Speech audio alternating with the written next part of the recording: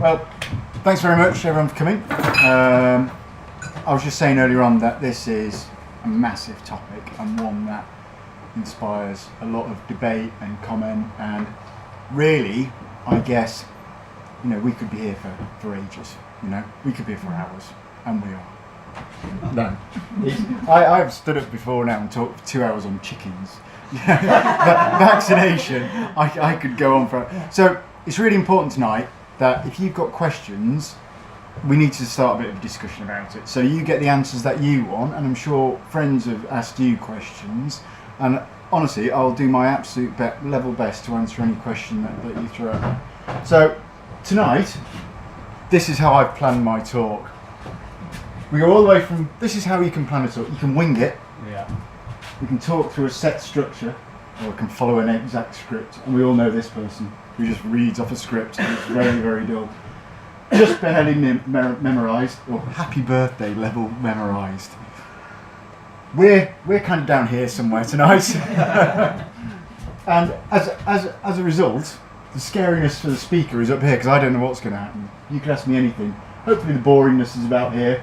The difficulty was quite easy because I just chucked a load of pictures together and I'm relying on the knowledge that I have. This just barely read off a script. Boring for everybody. So, yeah, vaccination. When I came out of college, I was asked by people to do talks, and they always said, never do a talk on vaccination because you're going to get lynched. But, I think I've approached that. I've got to that point in my career now where I can take the tough questions. So, so first of all, can we all just stand up? I just want to get a bit of a... If you don't have any animals, sit down. If you vaccinate your animals, or you've got at least one animal that's vaccinated, sit down. Okay? So we've got nobody who doesn't vaccinate their animals tonight. Okay, that's interesting to see. I was expecting to see at least one. It's all a matter of trust. That's what it comes down to. Lorna and Sally, who work in the vets, is non-clinical. They're around vaccines the whole time. We give them training for it. But I would say that your in-depth knowledge of it is, you do your best. Lynn, nurse, she knows a lot more about it. But if I asked her about Fleury low egg passages and recombinants and all that sort of thing, I think, again, it's tough. And I would say for vets, it's still tough. We have to make a big effort to understand all the different types of vaccines that are out there so that we can give you a good idea of what we think is the best. Now, we're assailed by drug reps, papers that we get through, and we go on CPD for all this, and we spend an awful lot of time and energy trying to understand these facts and figures and try and present it in a reasonably balanced way. What chance does the general public have? It is really hard. If you're not trained in the science of statistics, or you don't have an immunological background, or you don't particularly pick up the veterinary in practice, on a monthly basis and read through. So what you're doing is you're relying on the advice that you get, and the value of that advice is very closely connected to how close that person is to you, just psychologically. You will trust people who are closer to you more than you will trust people who are further away from you. So it tends to be friends and family. They're the ones whose advice you trust the most. Then after that you go out to maybe work colleagues, then maybe vets, and then maybe drug companies, media, that kind of stuff that's out there. Facebook, I don't know, it's somewhere on that scale. Seems to be, because Facebook is a very emotional medium, I would put it probably around the same level of vets, if not a little bit more for some people. People will trust what they see on Facebook more than they will trust a vet. I'm going to put one thing to bed tonight, because it's probably the one thing that slightly annoys me, is that vets vaccinate animals for the money. We don't. There is, the day that I do that, I'm going to hand in my certificate and go home, because there's no point anymore at that point. You know, we're in it. You know, I've got dogs, I've got animals, or everyone here, all the staff have got animals. You know, we're all animal lovers. Katie and Steve, I've got one of your puppies. They've entrusted me with one of their puppies. So, you know, we are animal That's lovers. why you come tonight, because we actually trust you. Thank you very much. So, and I honestly can't think of a vet out there that is just in it for the money. We don't do it for the money. If a vet is recommending something, it's because they genuinely believe that is the best thing for your animal. I'm not saying vets are infallible, but you know, we try and arrive at a decision, and we try and communicate that decision to you, and we're more than happy to discuss our thought process behind that. And as time goes by, a good vet will reassess those thought processes, and as the evidence changes, that thought process the decision might be different. What I was taught at college, well, I think they say the half-life of medical knowledge is about 10 years. So every 10 years, half of the facts you learn are proven wrong. So you constantly have to update, and that's what a good vet will do. And it's part of, I think it's an important thing when you're choosing a vet. So you know, how much CPD do you do? You know, how much keeping it, because you know, we all know the 60-year-old vet, you know, lovely chap, you know, how up to date is he? Is he still talking about stuff that was true in the 70s, 80s, 90s? So, tricky subject. So, I've got death by PowerPoint up here, and I've got a few notes down here because I just don't want to make sure that we're not missing anything.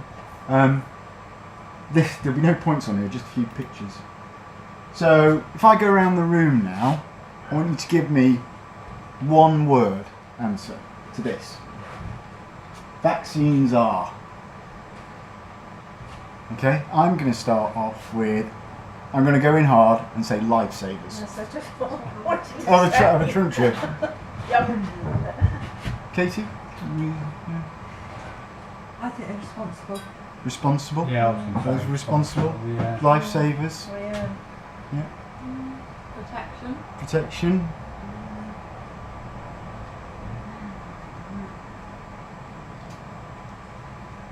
Do you want me to come back? Vaccines are... Because I'm not sure, so Yeah, I'm a bit of a. yeah, fair enough. Okay. Vaccines are uncertain, Yeah. tricky, It Yeah. is, yeah. yeah, I was going to say necessary. Or so I necessary, thought. yeah, or so you thought. Okay. Lynn, do you want to wade in here? Yeah, I would say easy. Easy. An easy route to keep your pet Okay. healthy. Donna, Sally? Costly? Costly? Yeah. Sorry, I missed that. Just getting more wine. Sorry, you're getting more. You're guessing more wine. The answer to this question, complete the sentence in one word. Vaccines are. They give you peace of mind, you know, protection for your pets. Protection. Protection. Okay. Okay. No one said evil or wrong, which, you know, some people would have that opinion. So there you go. Just about trust. So does everyone know the history of vaccines? Just a little bit of what happened. Edward Jenner, back in, what was it, 1796? Probably the world's cruelest experiment, where he, this is what he's doing. This is an 8-year-old boy called James Phipps, and he's scratching his skin with some cowpox that he took from the scab of a milkmaid. He then took the 8-year-old boy and exposed him to smallpox. If this hadn't worked, that boy would have died. So, it's a start. I mean, it's just horrendous, isn't it, when you think about it? But he didn't. And that's why we call it vaccination. Vacca is the Latin for cow. Cowpox. That's where it all came from. We've moved on a little bit from this. But the principle is still the same. What you're trying to do is induce an immune response in the individual by introducing them to the virus, because that's the way the immune system works. Is everyone comfortable with the way that the immune system works? Don't need to go into T cells and B cells and all that sort of thing. But the immune system essentially is primed by exposure to what we call an antigen, a bit of a virus or a bacterium or something like that. And then when it comes across an overwhelming infection, it can pull out of its library of things that we need to defend against that particular antigen and mount an immediate and comprehensive response to kill that pathogen that's coming in. So that's the way the immune system works. Vaccination, or whatever you want to call it, immunisation or whatever, or homeopathic nosodes, they all work, or they're all predicated on the same principle, which is you're trying to teach the immune system. That's what you're trying to do without actually causing the disease. You're priming the body. Okay, so this is your standard dog vaccine, and I've learnt it DHPPI at colleges. I'm DHPPI. I'm distemper, hepatitis, parvovirus, parainfluenza, and leptospirosis. I know I am. I'm sure I am. DHPPIL. That's the one that everyone uses. It's an old filter, expired in 2014. There are different types of vaccine. Does anybody know what the different types of vaccine? Vin, you're not allowed to answer this. Anyone know what the kind of overall classes of vaccine are that we have? No. Okay. We have live attenuated. Okay. So a live attenuated vaccine is essentially a strain of the virus which induces a response to the kind of wild type, to the one that's out there, without actually causing the disease. And that can either be having been produced in a lab, or there are sometimes viruses out there which basically have the same characteristics. So you have two viruses with the same antigen, and by antigen I mean like a characteristic on its surface that the immune system recognises. So they've got two the same. So you give the one that doesn't give the disease, and then the immune system will react to the one. So they're live viruses, but they've been rendered non-pathogenic, so they can't cause disease. And there's lots of different ways of doing that.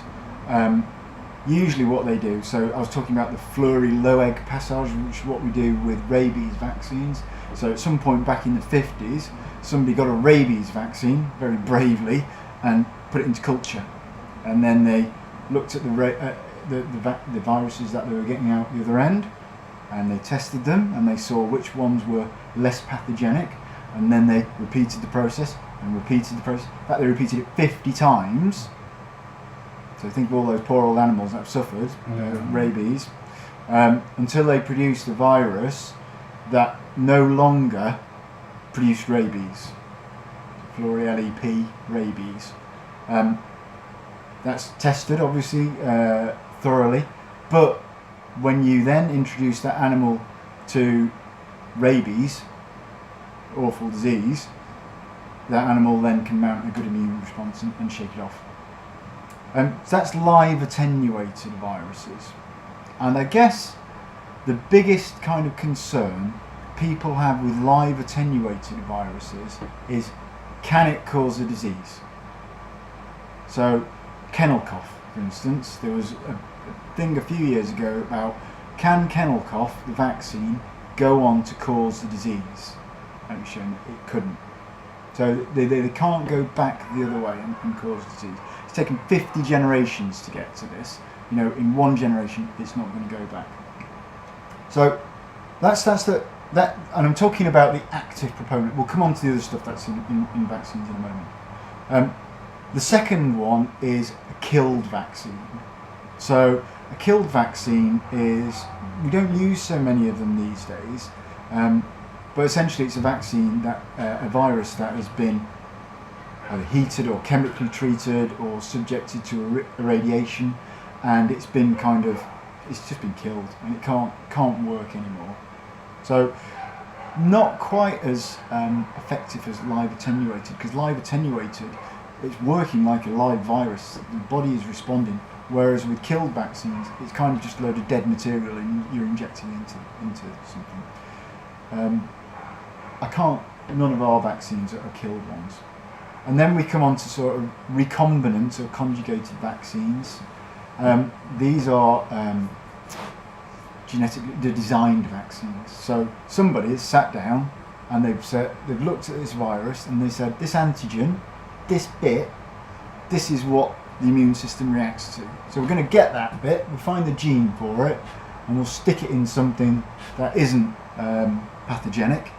But so that gene will, that non-pathogenic whatever it is, will have that antigen on it, and so it will teach the body, and it will mount a response against it. But it doesn't cause a disease. It doesn't invade the cells and kill cells like the nasty diseases that we're talking about.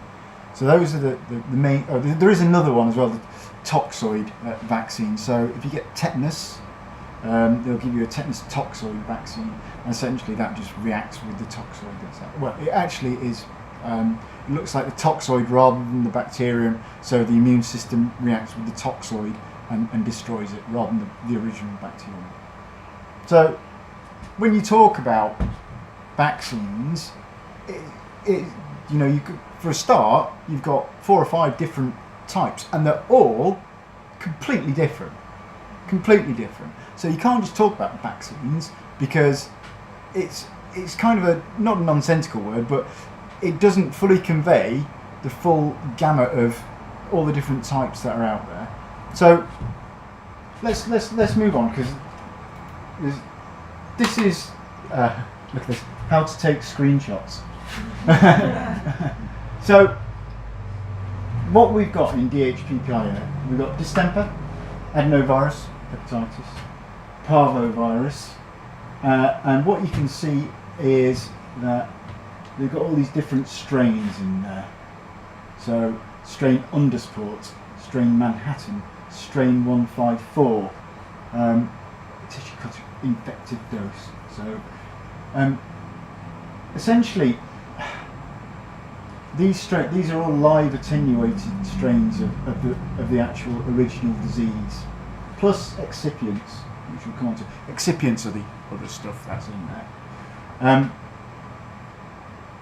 The takeaway message from this one is, have you ever had the question, my vet has given a vaccine with these in, or if you're a breeder, I've given this, the puppy's gone away for its second vaccination, and the vet is saying they need to have the same brand of vaccine.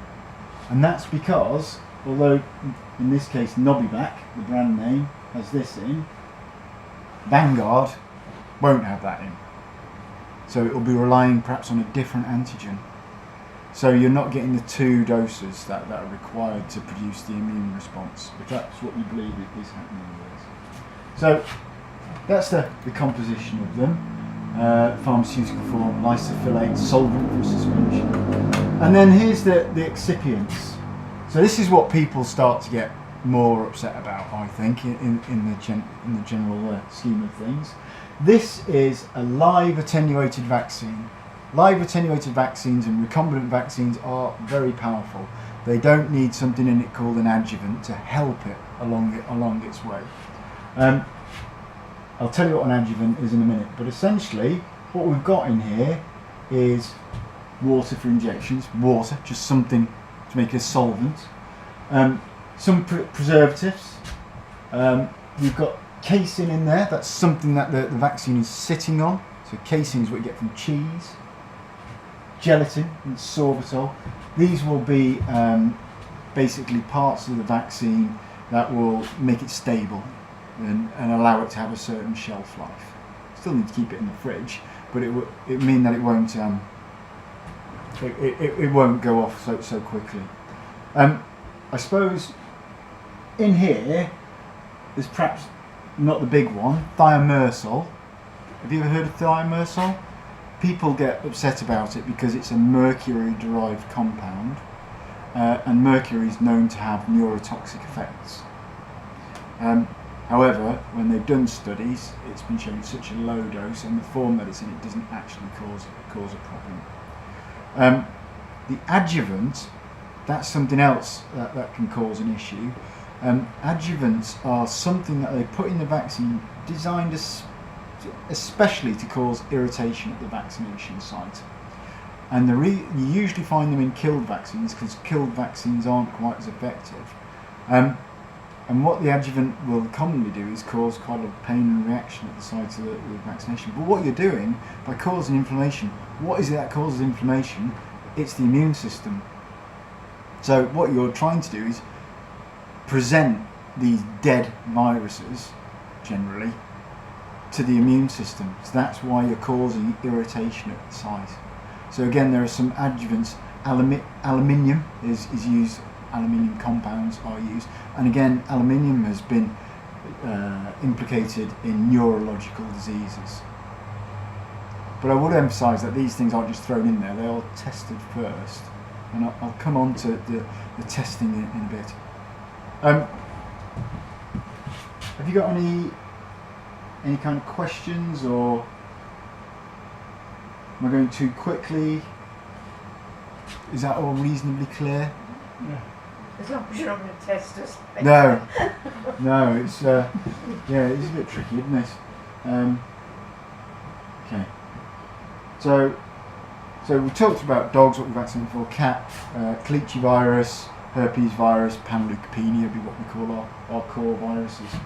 At this point, and I've not got a slide for this, I think it'd be quite nice to talk about vaccination intervals.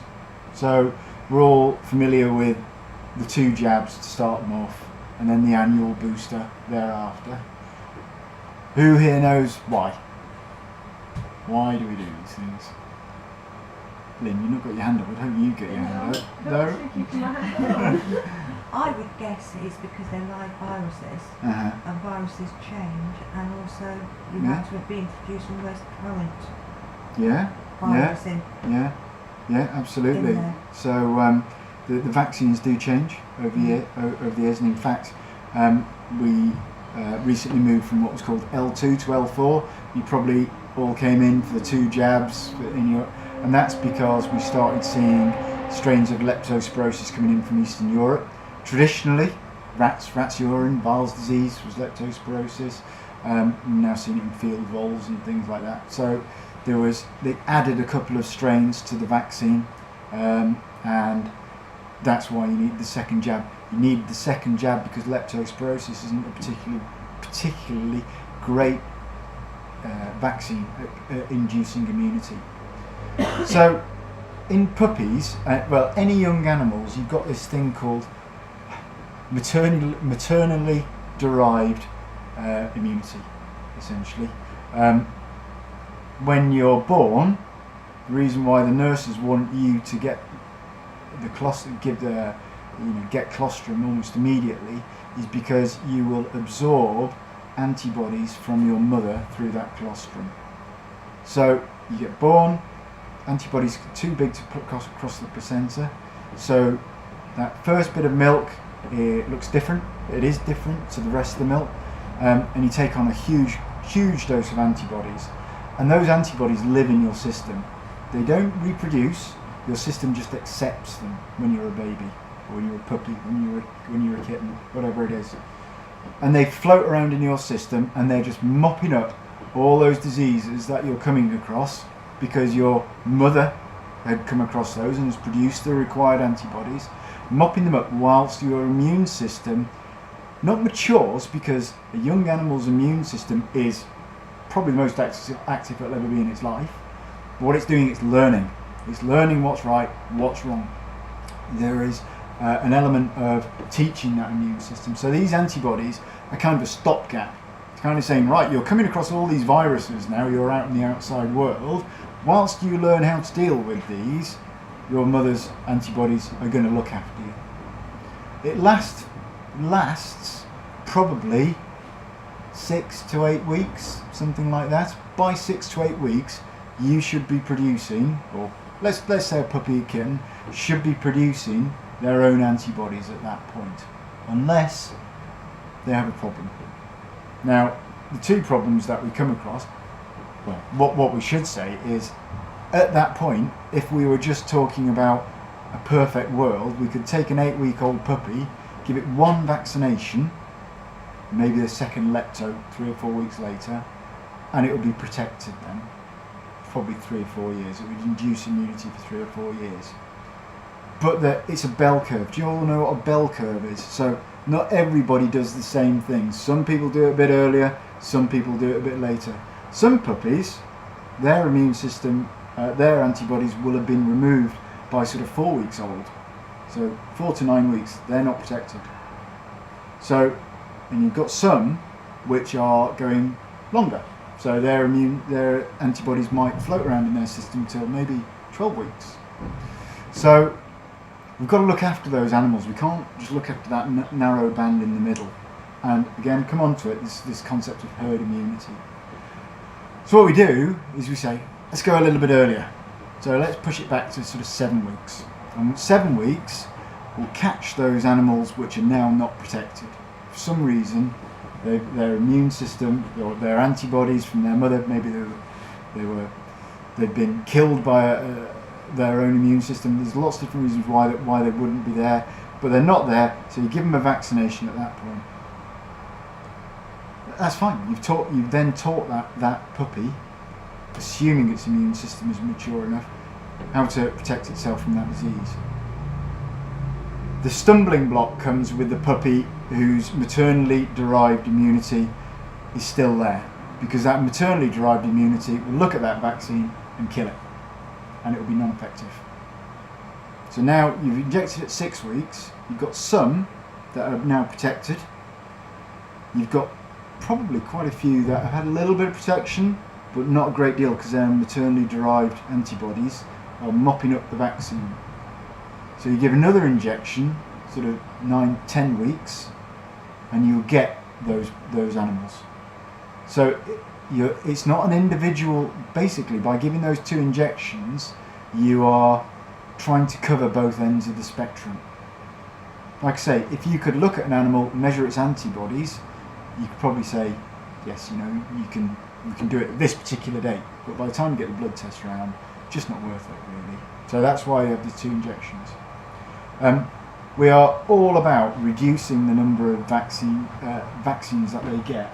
And so if we go back to what's in this, all 3 of these viruses are really, really effective, and they induce immunity for 3 years. They've been shown to induce immunity for 3 years, at least 3 years. And this is where we get onto some of the Facebook posts that you see about how often do I need to revaccinate my animal. So we only do these every 3 years now. Leptospirosis we do every year because it's not a good vaccine. It's been shown to only last around a year or so. If your dog gets leptospirosis, you could get leptospirosis, and that could kill you. So that's something we've got to bear in mind as well. There is a protective effect for yourselves as well. If your dog is in stagnant water and contracts leptospirosis, there is a chance that you could get it. And vets have died from unvaccinated dogs with leptospirosis. So it is a danger and something to watch out for. But you know what? Yes, they last for 3 years, but in some dogs they'll last for 5 years, and some dogs they'll last for 10 years. Some dogs it'll be lifetime. But again, it's a spread. There are some dogs where it won't last, and some dogs where it will last. So that's where we come on to sort of teeter testing and things like that.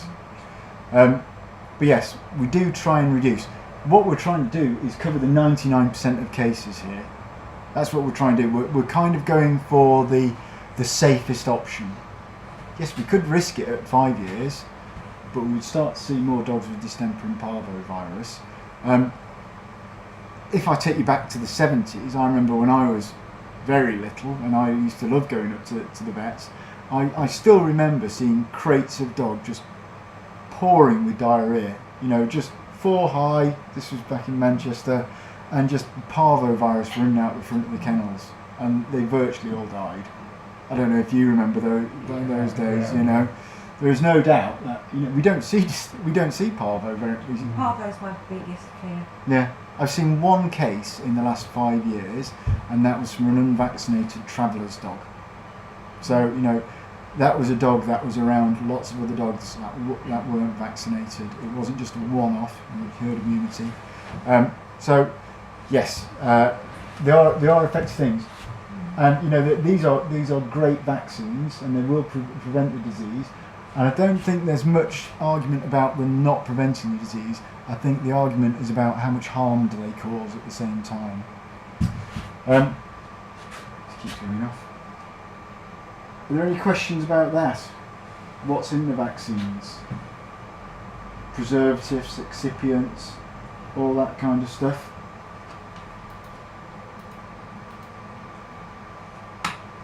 No? Yeah? Can I have another question? Yeah, you can have as many questions as you like. So, can you actually explain what it is actually we're vaccinating the dogs against? Is it like, for us human, when the kids get vaccinated, we do like chicken pox and things? Yeah. Is that basically viruses that just affect dogs that are around all the time? Yeah. And so they're basically giving them what we give the kids? Well, it's the viruses that cause disease, the life-threatening diseases, distemper. But I don't know. So what is it actually? Is it, so how do they get? So how do they get it? Is it like from the environment because they're outside? generally, yeah, from other animals, from the feces of other animals or saliva, bodily fluids, that sort of thing. Airborne transmission from other from the same species, but from other species as well. So like rats with the leptospirosis, which is a bacterium rather than a virus, they would contract it from stagnant water, the environment. It's a good question though, because I suppose some of the,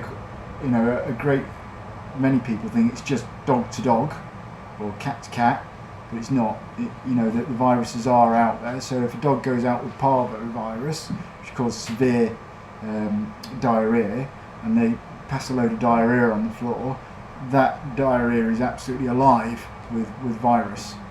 Another dog goes up and has a bit of a smell of it, and it gets on them. That's how they get it. So fecal-oral route.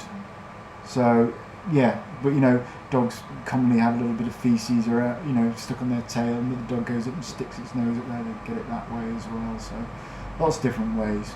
Rabies would be carried in the saliva or the blood.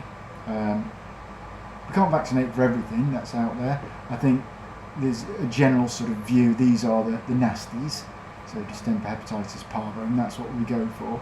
Parainfluenza is one that we vaccinate for, we do vaccinate for, but it's not a big, and well, it's part of the kennel cough vaccine. It's actually part of the DHPPI as well.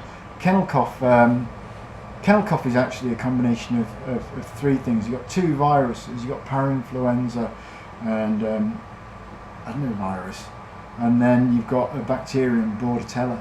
Now, Bordetella bronchoseptica is what causes the coughing, a really nasty disease. Viral diseases, usually not so bad. It's bacterial diseases that are the real nasty. So the viruses come in, they're the ones that then cause inflammation, a bit of a and then the Bordetella comes in, Bordetella bronchoseptica, and that's when you get that awful you're constantly going. Bordetella pertussis is what causes whooping cough in children. So same brand, if you like, just different strains for different animals. More dangerous in young animals, not just because their immune system is naive, I'm going to say naive rather than immature, but because their airways are much smaller, and so it doesn't take very much inflammation to occlude airways. And that's the big thing, if you've ever had a kid with whooping cough, not so much the whooping cough, it's the fact that they just can't get the air into their lungs anymore. It's not the bacteria isn't killing them, it's suffocating them. Suffocation is killing, but it's not killing cells per se.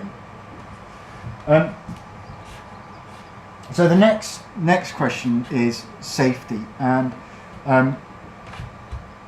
these drugs are obviously produced by large multinational pharmaceutical firms.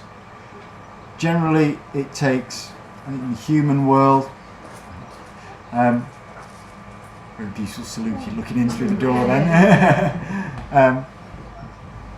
In the human world, it takes around about $1 billion to bring a drug to market. Veterinary world, probably not a huge amount off that, because they still have to go through. It's the rigorous safety checks, taking it through. And people obviously have to go into human trials. In animals, a little bit easier. You can actually test it on the species that are being affected. that is all regulated by Veterinary Medicines Directorate in the UK and the European Medicines Authority, EMEA I think they're called. And essentially what they have to do is produce a document demonstrating the safety of this drug. So it'll have to go through various trials. Once it has been brought to market and it's been launched to vets or doctors, and we then are convinced by its merits and we start to advise you guys to vaccinate your animals with it, it's then monitored. So we don't just, it's not just out there and just left out there. After the various scandals back in the 50s and 60s, the medical community has learnt that it's a constant feedback loop. We have to keep looking at it and looking at not just the harm but also the efficacy of these vaccines, because Katie, as you say, viruses what we call shift and drift over time, they evolve over time, and the classical one is flu. Flu from one year to the next is a different type of virus, so the vaccine has to keep changing for it. And we have what's called the yellow card reporting scheme. So if you come in with a vaccine reaction, no matter how small, we have to report it up to the Veterinary Medicines Directorate, and we have a yellow card and we write down what's happening. We do it for all drugs, so any problems, and that all gets collated, and they assess whether it's a minor side effect, major side effect. I've got to say, not all vets are brilliant at sending them in, but every little kind of lump or a little bit tired after the vaccine, that sort of thing, things that perhaps aren't desirable but are reasonably, you can expect them, you'll see them, but I would say they're very good at the sort of the bigger ones, But there is a bit of a disconnect here in that if your animal gets ill 12 months down the line from having the vaccine, has the vaccine caused it? Or is it just a novel illness? So actually linking the two together is usually linked by time, to be honest.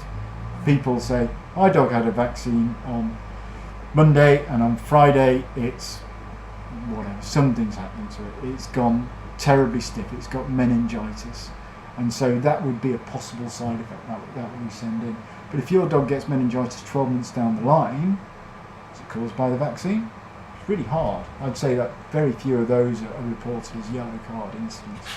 But the VMD has looked, and since, when was it now? Since 1985, 80 million doses of vaccine have been given, and they've generated 7,000 yellow cards. So 7,000 out of 80 million. So what's that? Probably only 10,000, something like that, as a major side effect. The Animal Health Trust, because the argument again is that everyone's in bed with one another. Drug companies are funding the VMD and all that kind of stuff. The drug companies' findings are falsified, and let's face it, they have done it a couple of times. They've been found to be guilty of that a few times, and not only that, they've been found to be guilty of not reporting negative findings. So if a drug company runs a trial and the results of that trial are not to their liking, so for instance, I'm not talking about this vaccine causes the dog's head to fall off, but as in this particular form of the vaccine hasn't induced the immunity that we expect. They have been guilty in the past of not publishing that information, and negative is as important as positive findings. So now there is a system that the drug companies have to register their trials, and then whatever happens, they have to publish the results of it. But the Animal Health Trust, which is a charity out in it's out in Cambridgeshire, it's basically a big referral centre, but they have a charity on they're a charitable status, and they ran a big study back in 2004, I think it was, called the Pooch Study. And what they did was they sent out 9,000 questionnaires to the owners of a randomly selected population of dogs, and just over 4,000 of those were returned and analysed. So the study was comprised of dogs that had used the service of a veterinary practice within the previous 12 months, and the British veterinary practices that were contacted were randomly selected from the national list. So it was completely random. They just looked and they picked at random, computer program picked the veterinary practices at random, and from there they were asked to supply the details of owners, and those owners were then contacted. The dogs were actually randomly selected from the computer databases of the 28 participating practices. On receipt of the owner's completed questionnaires, details of the dog's vaccination history was confirmed with the practice. So you fill it in, they then contact the practice to say, was this dog vaccinated or not? So the survey found that older dogs in general exhibit more signs of illness, including chronic lameness, stiffness, bad breath, and that the frequency of these signs increases with age. Sorry, Steve. But the results showed that recent vaccination within a period of 3 months did not increase signs of ill health. The result was statistically significant, i.e. there was a less than 1 in 20 chance that that conclusion was arrived at through just luck. The Animal Health Trust then concluded that vaccination does not increase in ill health in dogs. So what they did, they didn't mention the vaccination to the owners. They said, what's wrong with your dog? How old is it? That came in, they then confirmed the veterinary practice. Okay, can we have a look at the clinical details here? This is what the owner's reporting. This is when you vaccinated them. Is there any correlation? Is there any match between the two of them?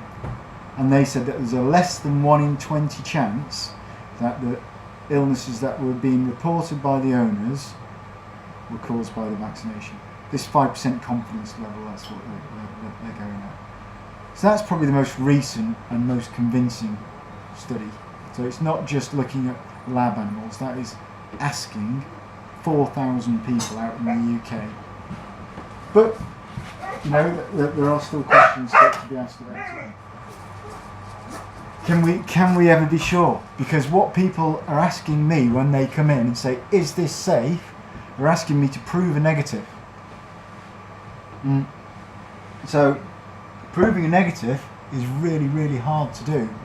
Asking if something isn't true, because there's always the very small chance that it could be true.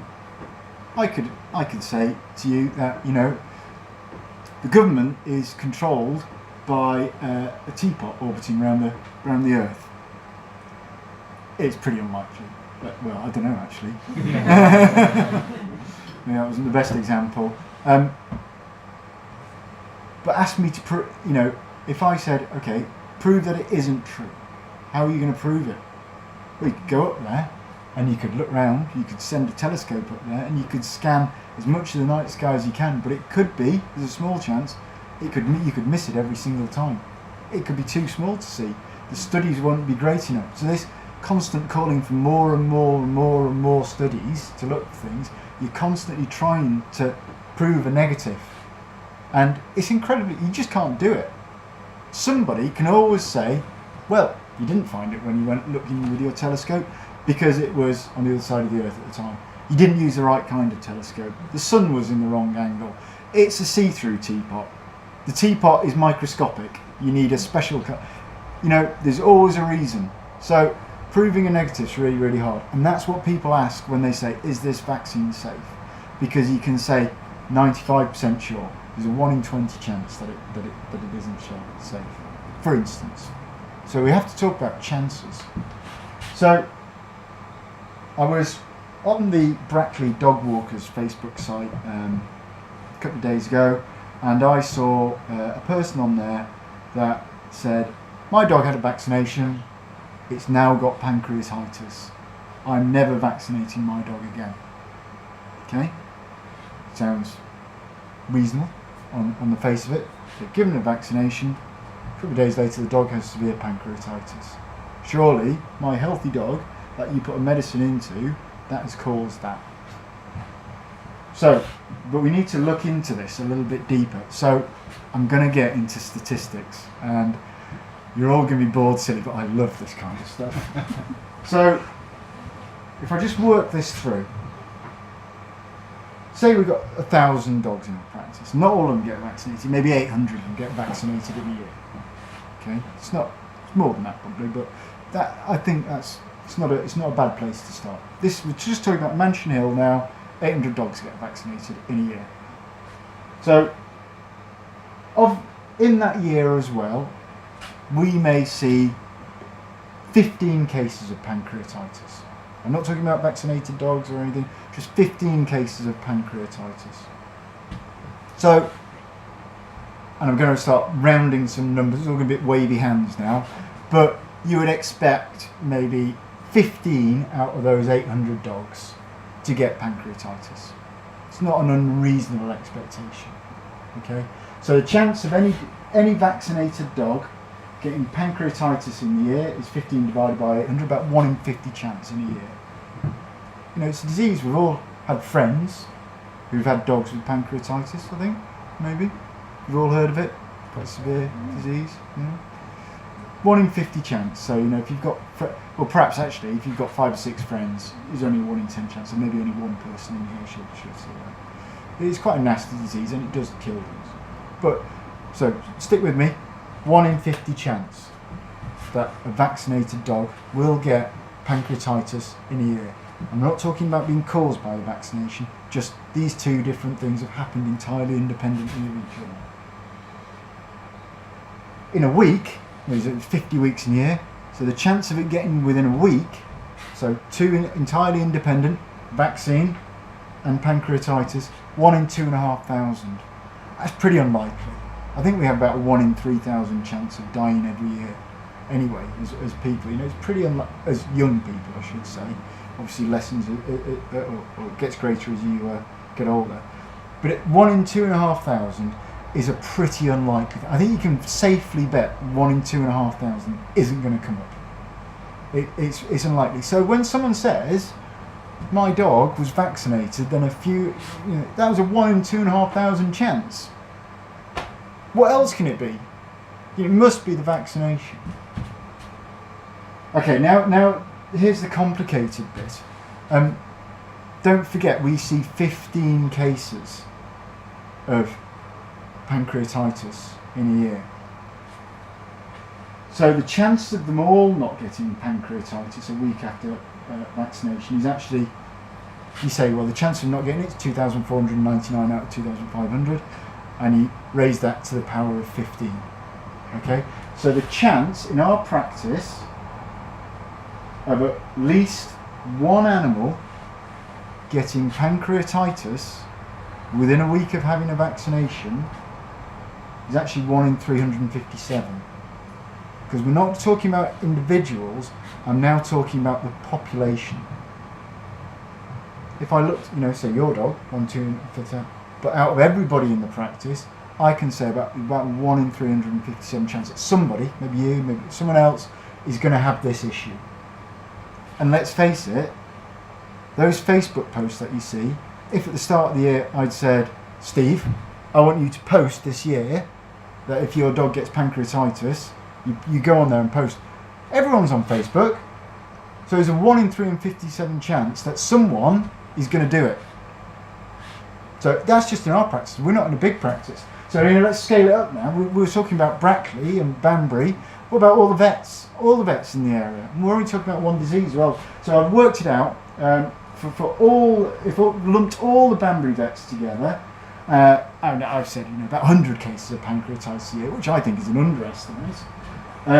Same calculation then says 1 in 25 chance, just through the sheer weight of numbers. If you've got a dice and you're trying to roll six sixes, for instance, pretty unlikely for you to do. If you've got everyone in Banbury to do it, someone's going to come up with it at some point. So just because of the huge numbers of people that are doing it. But pancreatitis, let's expand it from there even. Pancreatitis isn't the only disease that people get concerned about. Other GI upsets, dementia, arthritis, meningitis. So I said, let's consider 4 potential hot topics for the vaccine thing, and let's model that for the whole of Banbury again. So I'm not just talking about pancreatitis wanting to. It's now any one of these 4 things. So 400 of these diseases per year. The chance of all the vaccinated dogs in Banbury not getting at least one of those conditions 1 week after vaccination is 1 in 3. So in a year, it's an odds-on probability it's going to happen for somebody. And I've been really conservative with the numbers here. And that person is going to make a fuss. And it's all just through the sheer weight of numbers. What I'm trying to drive at here is that you can't trust people's stories. They are telling you the truth, but they are motivated to tell you the truth. They are motivated to put it on Facebook because something awful has happened to their animal, and they are looking around for why that's happened. And that's why they get disproportionate views, disproportionate attention, I suppose. The other thousands of animals that have it, you don't see them on Facebook going, my dog had a vaccine on Monday and I'm really angry because nothing's happened. I will never use this vets again. All vets are bastards, or drug companies are robbing whatever. So that the stories that you see and hear, you've got to contextualise. You've got to realise that this person may just be, there may be something there, and that's why we hand these yellow cards in, so they can be assessed statistically. But the story, you can't base it on one. You can't base your decision on 1, 2, 3 stories, because it's an odds-on probability it's going to happen 2 or 3 times a year to you. Do that every year.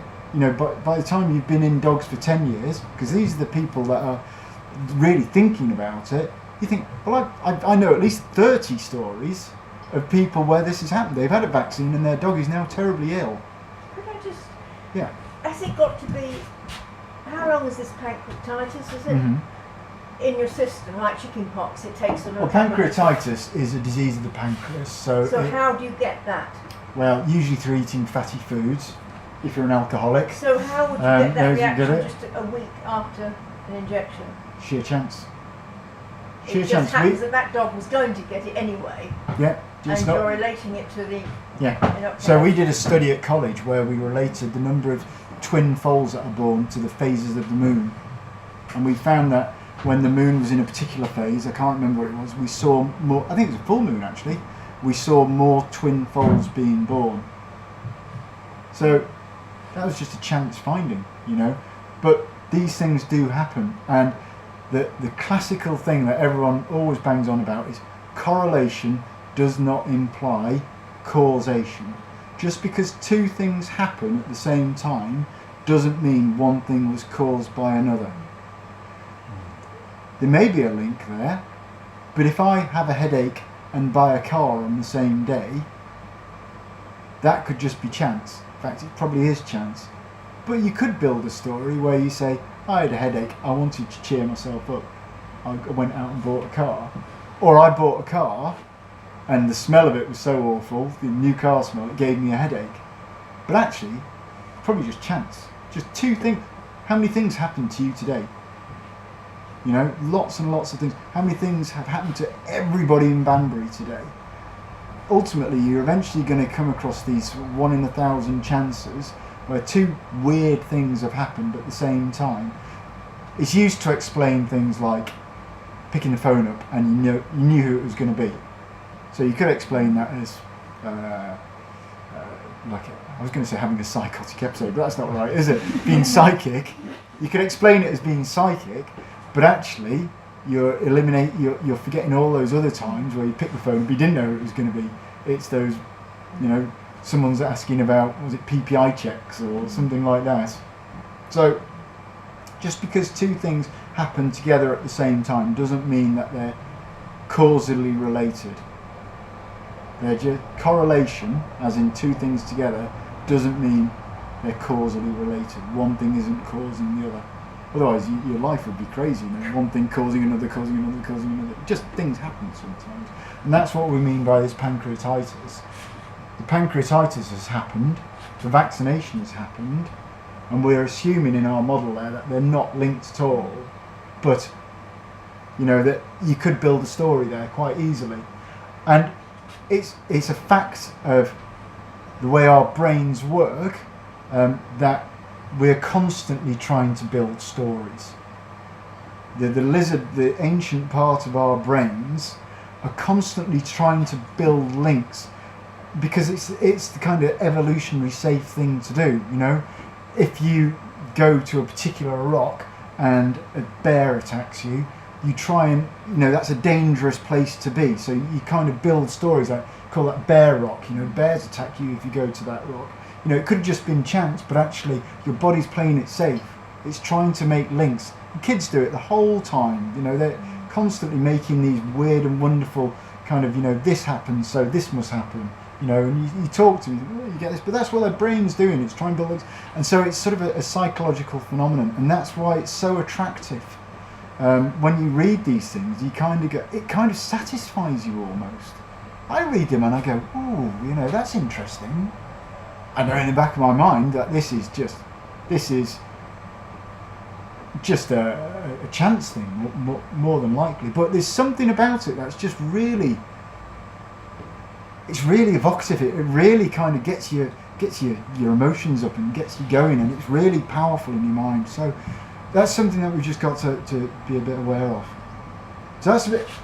I think that's quite a complicated thing to get your head around. Actually, it took me a long time to get my head around it. I'm more than happy to take questions on this. Does everyone kind of get the concept that I'm driving at here? I'm not saying it isn't causal. I'm not saying causally related things don't happen, because they definitely do happen, obviously. But I'm saying that you need to bear in mind the statistics of it. Sorry. I was just going to ask, with the yellow card system, over the years, has there been many connections found? Has there been any evidence to prove that yes, some of these things are related to? So the studies that have been, there have been, I can think of, in America, they found that if you get this right, it was a feline leukemia virus was causing a certain kind of tumour. And it wasn't the virus in the vaccine that was causing it, it was actually one of the excipients that was causing the problem. So that was on the market for quite a long time. I mean, I personally think that this is a bit of a tragedy, and it's something that we've always been extremely cautious about in the UK community. But whatever happened in America, I don't know. But the vaccine was found to have this problem, and it was eventually withdrawn from the market. But in that meantime, and we're still talking, very small proportion of cats. It wasn't like every cat got it, like 1 in however many thousand. Vets were advised to inject them in the leg, and then if they got it, you amputate the leg, which sounds monstrous. Why didn't they take it off the market immediately? I don't know. Should have been in my estimation. But these things aren't particularly easy things to, proving the negative statistics. They're not particular. You've still got a 1 in 20 chance that this study is wrong, so you need occasional follow-up studies. Personally, I think in those cases they should be taken off the market, and that's what would happen in this country. As soon as any kind of problem's found, the license is withdrawn. You're not allowed to sell it anymore whilst they do follow-up studies. Maybe found that study was incorrect. That if you do 20, if a chance of a study is 1 in 20 of find it by chance, if you do 20 studies, one of them is going to be wrong. That's why you need to do more of them. And so they do these what are called Cochrane studies, which are, they look at 100 different studies and they draw them all together and they look at the results of that. And that's beyond me. I mean, there's serious statistics to do this. When they've done these studies, they've not found that the drugs the vaccines that are on the market in the UK today for dogs and cats, and I assume for humans and for horses and what have ever been shown to have any problems, causing long-term serious effects. I'm not saying that they don't cause mild transitory effects. They definitely do. And we occasionally see ones that come back with a lump at the site of the vaccination, sometimes quite painful, generally quite tired for the rest of the day. But you know, you give the kids a vaccine, something like MMR, your doctor will say, you know, they're going to have flu-like symptoms afterwards, and it's kind of the result of stimulating the immune system. They're not completely benign things, that you are doing something. I think half the problem as well is that you're taking a healthy animal. You know, it's like neutering, isn't it? You're taking a healthy animal, a dog that doesn't have any problems, and you're putting medicine into it to prevent a problem in the future. And you know, that dog may never need vaccinating. You know, it may never come across parvovirus or whatever. You know, we give dogs rabies virus to go to Ireland these days, you know, to the pet passport, because Europe says we have to. But you know, they're never going to come across. It's kind of crazy. But you know, you're trying to cover for those chances, and we'll come on to herd immunity in a moment, because we live in a bit of a golden age, and I think we forget how bad it used to be. You know, I can think back to, like I say, these crates of puppies dying of parvovirus. I mean, I remember as a kid there were loads of older people who were permanently disabled through polio, and lots of people died of it. Smallpox, you know, at the beginning of the century killed a huge number of people. You know, all these diseases now which are consigned to the history books, but they're there. Well, smallpox has been eradicated, but they're there waiting to make a comeback when we lower our protection levels. So I actually found this because I kind of like these things. You know, why does the male's always this? You know, this is the one article that it's not causing cancer or prevents cancer. You know, vaccines are making our dogs sick as vets cash in. Vaccines given to dogs are making them a pet charity. Profit-hungry drug companies and vets are frightening dog owners into inoculating their pets more often than necessary, according to Canine Health Concern. Canine Health Concern, this lady had a dog that she thinks had a vaccine-related illness. Very unfortunate for her. She's obviously convinced that's what's causing it. But it's incredibly emotive, isn't it? That's what I wanted to bring out with this. It looks brilliant in the paper. I mean, it does, doesn't it? Profit-hungry drug companies. In the back of your mind, you're thinking, they do make money out of drugs and suffering, don't they? They do. And yes, my vaccine does cost me, for, you know, whatever it is, 30, 40 pounds, 50 pounds a year. You know, and there is a vested interest here. And again, it's all that kind of, you know, it's all tying in really nicely, that emotional draw. So they make great stories, these things. But I would ask that I think it's important that we investigate these things, but we need to take a rational approach to them and kind of look at the facts and the figures. And that's what vets and the drug companies and VMD and everyone who's involved in the whole line, that's what we're trying to do all the way. And you know what? When things aren't going well, we will turn around and we will feed it back. We'll tell the VMD, and if the VMD aren't happy with the vaccine, they will close them down. Because at the end of the day, we don't want to be injuring animals. So if I think something's going to be injuring animals, I wouldn't use it. So, blood tests, titer testing. Does everyone know what titer testing is? Yeah? No? Yeah? So, antigen on the virus, antibody comes along, nom nom nom nom nom. So, antibody levels higher means they can eat more virus. So, titer testing is essentially how many of these antibodies have you got? How many antibodies has my dog produced that's going to kill these virus particles that are out there? Useful. I think it is useful. And I'm going to get the first point out of the way, is that they are more costly. They are more costly, but let's set that to one side for a moment.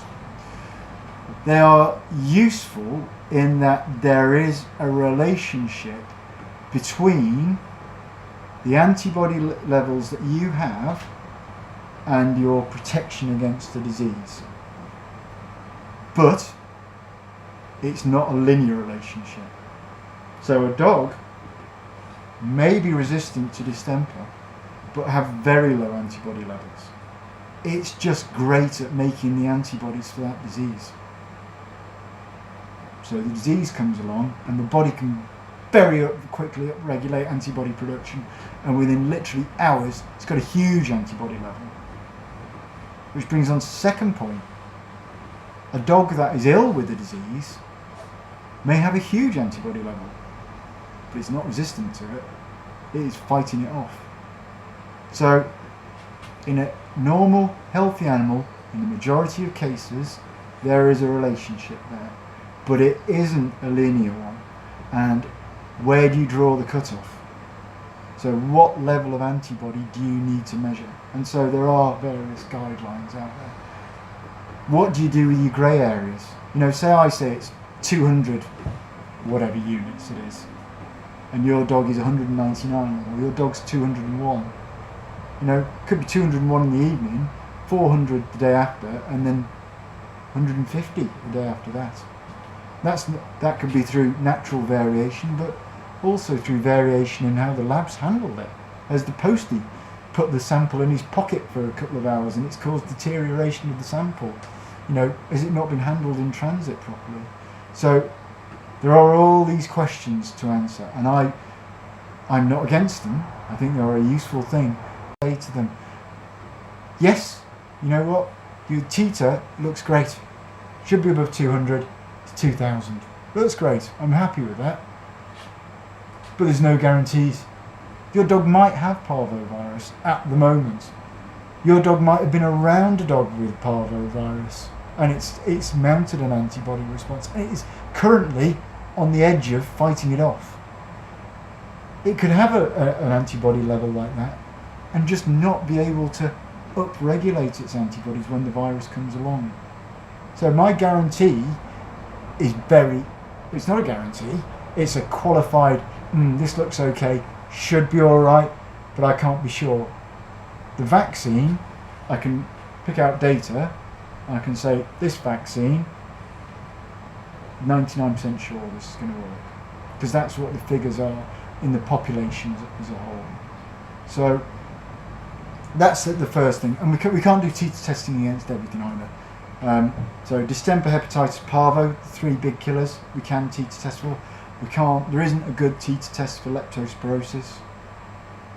So you end up with these dogs doing a titer test and then giving them a vaccination anyway because they want to be protected against leptospirosis. So it's something to think about. The buzzword is surrogate outcome or surrogate measurement. That's what you're measuring with antibodies. You're measuring an indicator. You're not measuring the actual protection against disease. You're measuring an indicator of the protection of the disease. There's a crucial difference there. So, you know, it's the difference between measuring the speed of a car or measuring the indications of how fast it was going. What did it sound like? What was the air like as it went past, you know? The two different things. So it's a surrogate measurement. Useful, gives you some information, but a little bit woolly sometimes around the edges. Any points about blood testing? So if a dog had been, like you were saying, exposed to one of these diseases and obviously not got it or anything, but just happened to be, their antibodies will Be high. be high. So if you vaccinate an animal for parvovirus and then you present it with parvovirus, so it comes across a puppy, so the virus enters its system, the reason why the antibodies kick in, it picks out, goes, antibody, this is what we need to do, right lads, off we go. Produces a huge number of them, kills the virus. That's how it's working. So if you did the test on a puppy that hasn't been anywhere, is it a more reliable? Well, what's the age of the puppy? Because don't forget, if it's a young puppy, it will have an awful number of maternally derived antibodies floating around its system. You could be measuring those. Yeah. So at 9 weeks old, it may be that you're measuring something that's going to be gone in a week. So an older puppy, so if it's say 16 weeks old, and you measure it, let's say there's two possible outcomes. Very high antibody level, could have come across parvovirus, could have and be actively infected at the moment, could have come across parvovirus and shaken it off and is now resistant to parvovirus, or it might have a very low antibody score, which could indicate it's just not come across parvovirus anywhere. So the But then it could still be able to mount immune response if it's naturally kind of fit, healthy, good immune system when it comes across it. It's not guaranteed. It's not an absolute guarantee that puppy that comes across parvovirus is going to get it. Your immune depends on how much of the virus you take in, whether you've got other illnesses at the time. So I'm talking about naive animals, as we call them. So say you had kennel cough at the same time, underweight, runty puppy, that sort of thing. Any of these other problems make it more likely. If it comes across a tiny amount as opposed to a deluge of infected feces, that will have an effect on it as well. How good is the owner at keeping the area clean, nursing, all these sort of things. So a naive puppy with a low antibody count could quite happily shake off parvo, but it could get parvo. So in both cases, whether it's got a high or a low count, it could go on to get parvovirus. If it's had it the once, can they get it again? So yes, you get something called natural immunity. Natural immunity is immunity as a result of getting the disease, because once you've shaken it off, your immune system, that's what it's all about. That's what we're trying to emulate with vaccination. It then says, well, we've come across this disease, and this is my protection against this disease. The difference being, I suppose, that you can't be sure of how long it's going to last. You can't be sure of which part of the virus that it's reacted against. So it may have reacted against not the antigen that's on every virus. You may have had a subtype of the virus. So the next one that comes along may be a different type with different antigens on it, not the kind of the one main one that is present in all the subtypes. And also, the scale of the infection sometimes determines how much resistance you get, the actual individual response to it. So a dog that has a minor infection may have a particular sort of immunological memory. A dog that has been close to death may have a lower immunological memory, because you know what?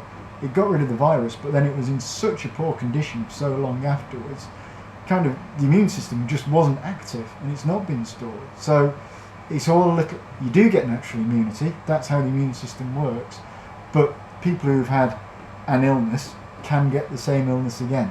If you've had a cold, you can get a cold again. It might be a different type of the virus that you're getting. In fact, colds, a huge number of variations, which is why we don't vaccinate against it. But it might be the same one, your immunity's just waned over time. Flu shots, they last about a year. And I know they shift and drift, the antigen, but even if it's the same strain the next year, you're not particularly protected from the injection that you had before, or the infection that you had before. That's what we call natural immunity. I'll come on to the different types of immunity in a moment, actually, because there's a couple of little concepts there. That's the end of that bit. I'll leave it on the vet side when he grabbing swines. So the other thing, what time is it? Oh gosh, 10 to. All right, I'll go a bit quicker now. Vaccine failures versus reactions. Vaccine reactions, vaccine-induced illness. We're all kind of familiar and happy with that. I think vaccine failure is something that we're always a little bit more. Oops, I've gone out of focus for some reason. That's what we talk about when your animal comes in. It's running a temperature, and we say we shouldn't really vaccinate it today. It's not because it's more likely to go on and have a reaction. It's more likely the vaccine just isn't going to work. So if an animal's already ill, its immune system is fully occupied throwing off that. Last thing you want to do is throw another immune. It's not that it's going to have a terrible reaction to it. It's more that it's just not going to work. You just don't have it doesn't have the reserves to produce a good immune response from it. I think we've talked a little bit about the causes of reactions. The causes of reactions are the virus, live attenuated virus, goes in, the body mounts an immune response, and it's the immune response that makes you feel ill. That's why there is treatment for the common cold, but the effect of the treatment for the common cold is to give you the symptoms of a common cold. Because when your body, these antibodies, to get technical for a moment, they release chemicals, interleukins, tumour necrosis factors. These are the chemicals. It's not the virus that's causing your increased temperature and your nose to stream and throat to inflame. It's the immune response that's causing it. That's part of the normal immune response. If you give a vaccine and you get an immune response, you get some of those symptoms sometimes. So that's what we call a reaction, is sometimes just normal immunology. The inflammation at the site of vaccinations can be as a result of the compound or the adjuvants or whatever it is in the vaccine. Sometimes it's just inflammation, the immune response going to the site, saying there's something here we need to fight off, and mounting an immune response and causing inflammation and lumps and all that sort of thing at the site. So natural immunity versus herd immunity versus induced immunity versus luck. So induced immunity, that's vaccinations. So vaccinations cause immunity. Natural immunity is what you were talking about. You have an illness and then you're resistant thereafter. So could be as good as a vaccine, could be better than a vaccine, could be less than, but it's all a little bit woolly. So Come back it to a works. different strain. Yeah. Yeah. Or you just can't be sure of. It's just not as controlled, really. That's what I'm trying to get at. You can't be as sure of the memory. How has it been stored there? How well can the body retrieve that particular form of immunity it's developed? So natural immunity, which is very important, and you have an awful lot of animals out there who have a vaccine and then or come across a virus early in life and then are resistant for the rest of their lives. The classical story is, I give my vaccines as a puppy and I've never had a problem. I never vaccinate them after that, which is fine. That they are, when I say fine, I mean that they are essentially relying on natural immunity and the fact that their dogs are perhaps not around other dogs which are ill, they're careful with them, etc., etc. But you're taking a little bit more of a chance. But the most important part of this is herd immunity. So this person who vaccinates their puppies and only does it once and never have a problem because they very rarely come across any more of the virus. Well, why don't they come across any more of the virus? Because everybody else is vaccinating, or the majority of people are vaccinating. If you took the group of people that are out there in that dog barn, maybe a couple of people who are saying, I vaccinated once and that's fine. Young, healthy animals, never had a problem. The other 80% are vaccinating. And what they're doing is they are decreasing the amount of virus that's out there. You go out into that dog barn, I pretty much guarantee you won't come across parvo or distemper. If you sampled it out there, because the people are being careful. They're young, fit, healthy animals, and the vast majority of people are vaccinating, so the disease just isn't out there. If they took their puppy, and I'm sorry to pick on them again, but to the middle of a travellers camp who never vaccinate their animals, in fact, when they get distemper, they tend to just shoot them. So that's the major source of these diseases at the moment. Maybe 80% of the time they'll still be okay, but they will start to get losses at that point. So the question that you need to ask there's two questions first. How much risk are you willing to put up with? Because even if you don't vaccinate, it's still reasonably unlikely, even in a place that is covered in virus. And secondly, if you're that person who is going to clean areas because other people are being careful, are you just being, let's face it, a bit of a parasite? you are relying on everybody else to do the right thing.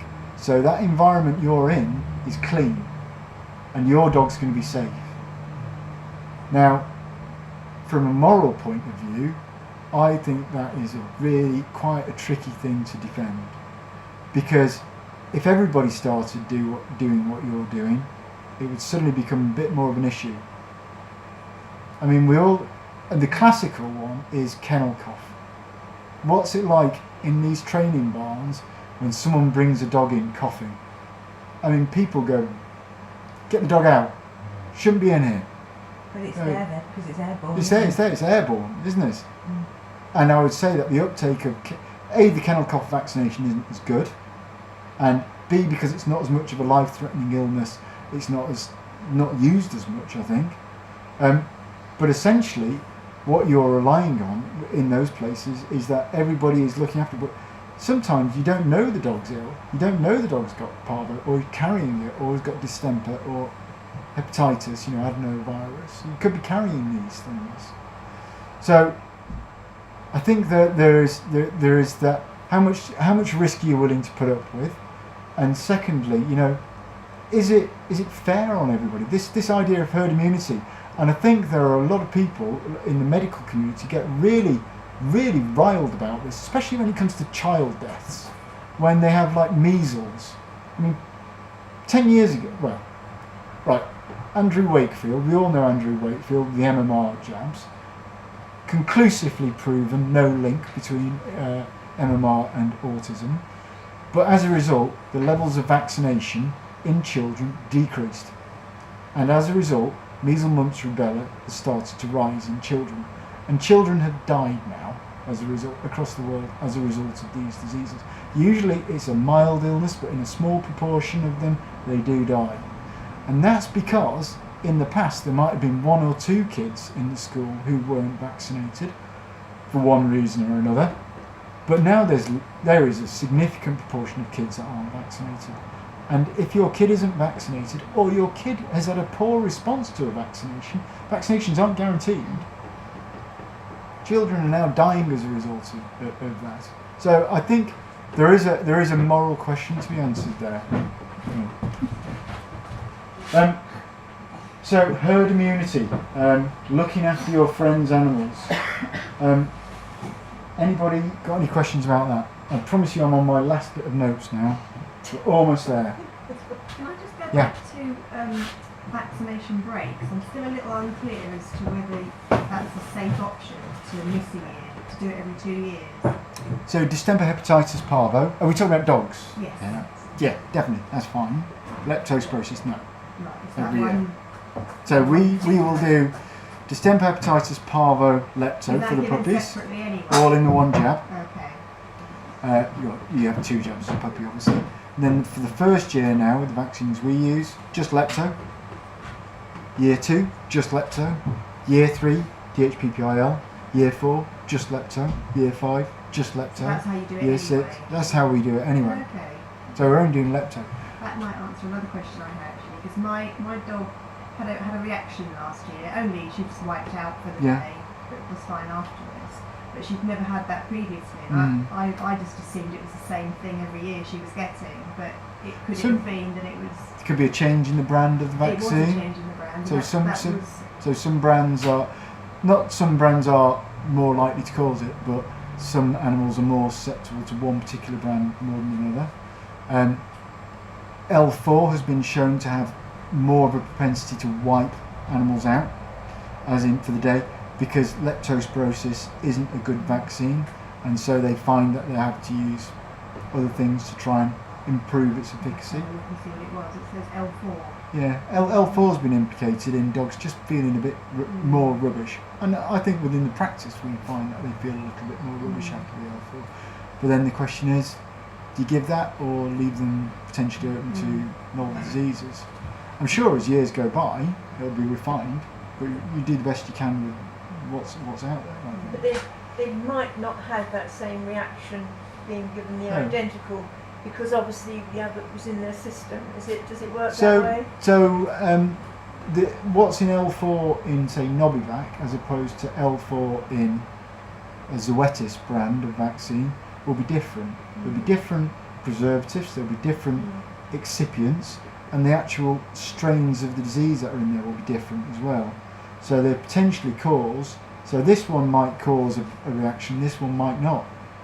But you might find that this one causes a reaction one year and then the next year nothing. This is why I asked. Yeah, so it's really quite random. You know, it's all about, again, it's not the vaccine, it's the body's response. And how is the body, you could, and the argument is often made, that if your dog's ill after it and feeling rubbish, the vaccine's worked because the body has mounted an immune response. It was only that it hadn't happened before Yeah. that it concerned me, but it's obviously Yeah. a normal reaction. And you know, I will always advise people when I vaccinate them. Might be a bit of a lump afterwards, they might be tired afterwards. And I think those are normal things to expect. Because, like I say, we're looking for the immune response here. That's what we're aiming at.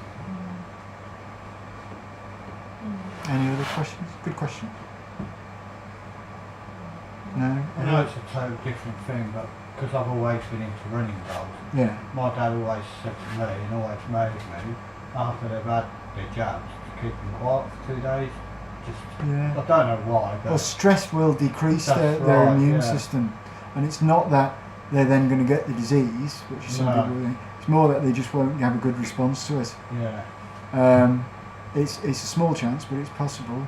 So you know, if you're stressed, you know, either because they've done a long run That's or right, yeah. anything like that, their immune system isn't going to be quite as good. yeah, So you know, intense physical exercise decreases your immune system's ability to react. yeah. So you know, that's a good point. Any other questions? How do you feel about vaccinating? Like, I know I've got a 15-year-old dog. Would you carry on completely? I don't vaccinate him anymore. but- So I was going to ask that as they okay, get older. as they My get oldest, older, I stop. as the older they get, the chances of them having a vaccine-induced illness doesn't change. Still 0, pretty much.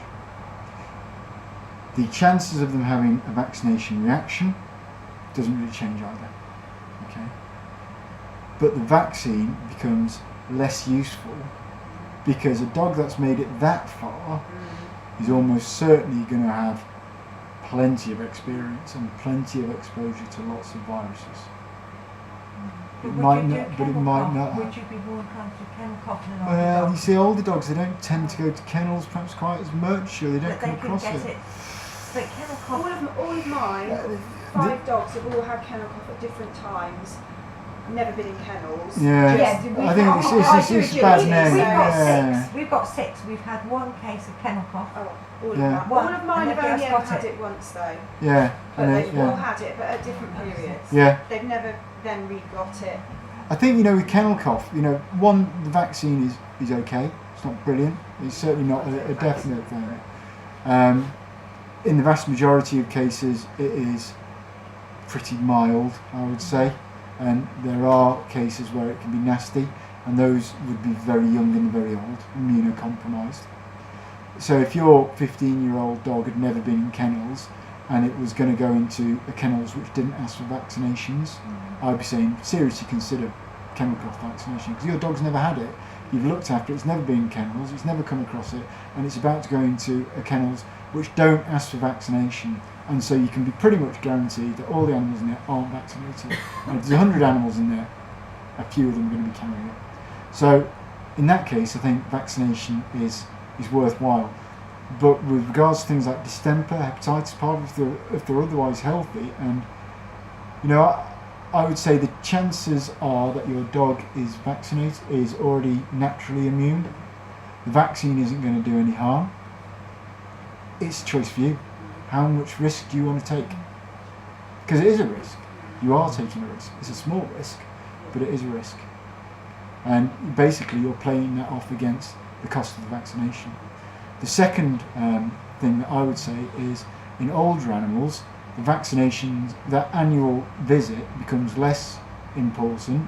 The annual visit the vaccination portion of it becomes less important, and just the general health check becomes more important. And you know, that opportunity to look for kidney disease and you know, all those other, you know, arthritis and all those other questions that come up as they get older. So it's very much a personal choice. I would never insist on it, and in fact, you know, that question has come up a few times, and I tend to say, you know, the chance is small. You can lessen it by vaccinating, but not by much at this stage. Whereas in a puppy, you know, the chances are that much greater, and you can the kind of the risk reward.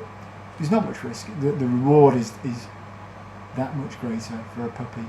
So it has to be an individual choice, I think, and everybody's attitude to risk will be different. I will always vaccinate my dogs every year till their dying day, but that's because I'm comfortable with the fact that there is no risk to them. I'm not going to say no risk because I'm trying to. That's claiming a negative. I'm going to say very little, but by very little, I mean very little risk. And it's easy for me to do, you know. I can't. It's just, and I am the kind of person who wants to cross the T's and dot the I's. But I can completely accept someone else's viewpoint, like yourself, 15-year-old dog who doesn't want to do it. So, personal choice, really. I think as they get older, we become less emphatic about it. But in young animals, we really say, you know, this is, you know, number one preventative health strategy that you can do. I'd be more worried about the state of their teeth at 15, to be honest. Yeah. It's true, because Yeah. a mouthful of rotten teeth is just a recipe for a lifetime of pain and discomfort, as well as being just stinky. I just sort of had the thought that, you know, obviously they've been, I've got a 12-year-old and a 15-year-old, they've been around a bit, Yeah. and, you know... They're more than likely going to have some form of natural immunity. Yeah. Yeah. Yeah. Well, they may. They probably have, but I can't guarantee it. No. And the teeter testing may well help us to get close to the idea. But you know, for me, rather than messing about with all that, I just vaccinate and then I know. But then that's my attitude, and that's not my professional advice. That's me taking my professional advice and as a personal decision. So you don't see anything wrong with teeter testing on every third year rather than doing that? You can do what you like. Yeah. Honestly, you can do what you like, and I will help you to assess the chances. Because at the end of the day, you've got to make the risk calculation.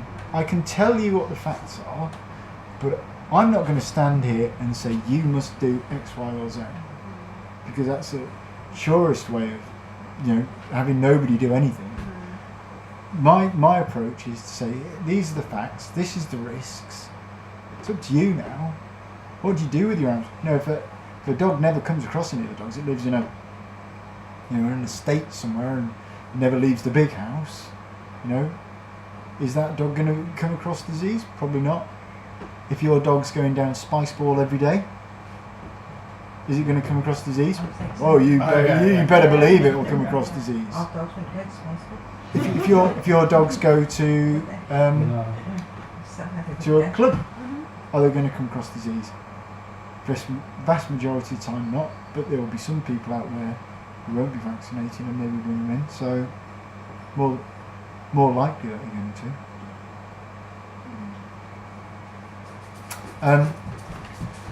And finally, I just wanted to touch on alternatives, and I think the biggest one is homeopathic no-sodes.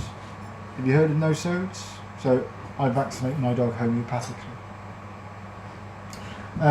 So no-sodes are a specific category of homeopathic treatment where they take some diseased tissue, so they take a bit of gut of a dog with parvovirus and they try to isolate the bit that's diseased, and then they serially dilute it 100 times, and then they put it onto a sugar pill and they give that, and that is supposed to induce immunity. There are a couple of issues with it, and it's a really difficult topic because, you know, I certainly don't want. there is no scientific studies to support it, and so the people that are using it, it's a belief that it's working. You cannot support it scientifically. It's just no scientific data to support it. So it's a belief, and so it's really difficult for me to. You can't argue somebody out of a belief with scientific data because they've arrived at it through other means. What I will say is that the amount of dilution generally is not even one molecule left in it. So you can't say it's like a vaccine in that there's a little bit of it still in there, and that's the bit that's inducing immunity. If it does work, if it works, there's something else going on. And they talk about memory of water and that sort of thing. These are all kind of a little bit airy-fairy. I could find 3 studies since 1990 that showed that there was a slightly increased protection from them. That's 3 out of literally hundreds of studies that have been done, and we were talking about 1 in 20 are going to be wrong anyway. So you'd expect to find at least some that have come up positive with it. And they were all done in mice, and it was only a slight increase. So yeah, I wouldn't use them. Some people do. Some people find them very effective, but is that because their animals weren't going to get it anyway? Anyway, that's pretty much all I've got here on it. I'm sorry, it's gone on way longer. I said I'd stay up for 2. I said I'd stay up here for 2 hours. Are there any other questions? Or should we adjourn, have a bit of pizza and a drink, and you can ask me something? Should we do that? Yeah. Yeah, I could do with a bit of pizza. Brilliant. Thanks, man. That was really good. Oh.